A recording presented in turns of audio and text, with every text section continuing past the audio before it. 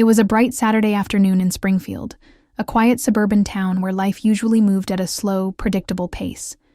Families strolled through the local park, kids played on the swings, and neighbors exchanged polite greetings. But that peace was about to be shattered by a single phone call, one that would lead to a shocking revelation and a moment of instant karma. 17-year-old Malcolm Carter had only one thing on his mind that day: getting his little sister a birthday gift. He had saved up for weeks from his part-time job and had finally found the perfect present: a beautiful charm bracelet from Golden Grace Jewelers, an upscale jewelry store downtown. Excited, he walked through the glass doors and into the brightly lit showroom, scanning the display cases with a hopeful smile. But the moment he stepped inside, he felt something was off. Standing behind the counter was Susan Miller, a middle-aged sales associate with sharp eyes and a permanent frown. The second she saw Malcolm, her expression changed. Her lips pressed into a thin line and her eyes narrowed. She watched him closely as he browsed, gripping her phone like it was a lifeline. Malcolm noticed her tense posture but tried to ignore it. He had seen this look before. After a few minutes, he approached the counter, pointing at the bracelet. "Hi, I'd like to see that one, please." Susan didn't move. Instead, she crossed her arms. "Are you sure?" she asked, her tone laced with suspicion. "It's very expensive." Malcolm felt his stomach tighten. He knew exactly what she was implying. "Yes, I'm sure," he said calmly, pulling out his wallet. "I have the money right here." Susan's eyes flickered to the cash inside, but instead of relaxing, she stiffened even more. She glanced toward the store security camera, then back at Malcolm. "You know what?" she said, stepping back. "I think I should call the owner first. You wait right here." Before Malcolm could protest, she reached for her phone, not to call the owner, but to dial 911. "This is Susan Miller from Golden Grace Jewelers," she said into the phone, her voice dripping with fake concern. "There's a suspicious individual in my store, young, black, and acting very nervous. I think he might be trying to steal something." Malcolm's breath caught in his throat. Did she really just call the cops on him? He couldn't believe it. He had done nothing wrong, nothing but walk into a store and try to buy a gift for his sister. Yet here he was, being treated like a criminal. "Ma'am, I haven't done anything," he said, trying to keep his voice steady. Susan gave him a smug, condescending look. "Then you have nothing to worry about," she said. "The police will sort it out." Malcolm clenched his fists, his heart pounding as the sound of approaching sirens filled the air. Within minutes, 2 police officers burst through the doors. "There he is," Susan said, pointing at Malcolm like he was a wanted fugitive. "I caught him trying to rob the store." One of the officers, Sergeant Daniels, immediately reached for his handcuffs. "Son, I'm going to need you to step outside."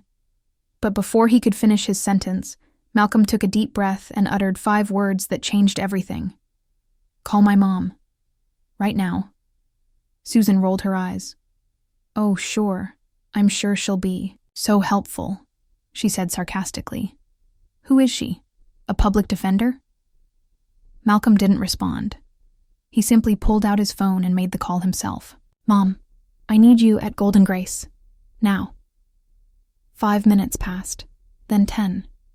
The officers were growing impatient, and Susan looked increasingly smug. But then, the store door swung open, and in walked Special Agent Regina Carter, chief of the FBI's Criminal Division, a tall, commanding black woman in a sharp navy suit. Her presence demanded attention. She carried herself with the authority of someone who had spent years in law enforcement. Because she had. The moment the officers saw her, their faces went pale. Susan, on the other hand, was still oblivious. "Ma'am, thank goodness you're here," she said, assuming Regina was just another police officer. "I caught this young man." But before she could finish, Regina held up a badge, the kind that outranked everyone in the room. I'm Special Agent Regina Carter, Chief of the FBI Criminal Division, and I'm also this young man's mother. The entire store fell silent. Sergeant Daniels gulped audibly. The second officer took a nervous step back. Susan? She looked like she had just seen a ghost. For the first time, Susan was speechless. She opened her mouth, then closed it again, her face turning red with embarrassment. Regina turned her sharp gaze on the officers first. You were about to arrest my son. Did you even ask for his side of the story? Did you look at the security footage? Or did you just take her word for it? Sergeant Daniels stammered. We were just following protocol. Protocol. Regina's voice was calm but dangerously cold. Protocol means investigating before making assumptions, but you didn't do that, did you? Neither officer said a word. Then Regina turned to Susan. And you, she said, her eyes piercing. You accused my son of stealing because he looked suspicious? Did he do anything illegal? Or was the color of his skin enough for you to call 911? Susan's lips trembled. I was just trying to be careful. Regina cut her off. Well, you were careful, all right. Careful enough to ruin your own career. Because this, she gestured around the store, this is going viral. Malcolm had already pulled out his phone, recording everything. Within hours, the footage would be all over the internet. Susan's face drained of all color. Please, I didn't mean any harm. Regina wasn't interested in excuses. Turning to the store manager, she said, I assume you don't support racial profiling in your business? The manager, horrified by what had just happened, shook his head furiously. Absolutely not. Susan, you're fired. Get your things and leave. Now, Susan gasped, looking at everyone in disbelief. But there was no sympathy to be found. Karma had struck instantly. As she gathered her things and shuffled toward the exit, Malcolm finally spoke up, his voice calm but firm. All I wanted was to buy a bracelet, he said. Guess I got something more valuable instead. Justice. And with that, the boy she tried to humiliate walked out with his head held high, while she walked out in disgrace. If you enjoyed this story, don't forget to like, comment, and subscribe for more inspiring tales. Together, we can spread valuable lessons that remind us of the importance of humility, respect, and human connection.